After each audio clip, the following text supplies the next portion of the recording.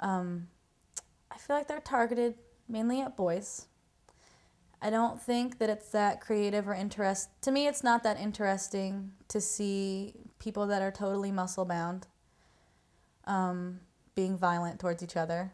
To me, it's not that interesting to see ladies who are super buff and have huge boobs like flying around. I don't feel like that's that interesting to me or creative or like that empowers anybody.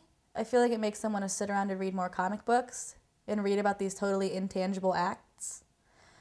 I feel like that's why I'm more drawn towards personal stories or comic books about actual feelings that other people could have. Like, I'm never going to feel like I have adamantium claws or like I am going to be able to be in a community where we all shoot lasers out of our eyes, or I'm never going to fly. I'm never going to look like that or do any of those things. So I feel like those comics aren't very inspiring. But, I could read something by somebody who talks about their day-to-day life and feel connected to them.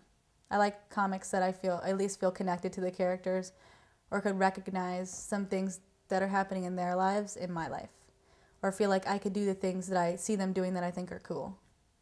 So mainstream comics, I don't think that they suck. In my opinion, they're not that interesting or creative to me. And I hope that maybe they serve as a gateway for people to read different kinds of comics, like they did for me. Like, I totally read X-Men.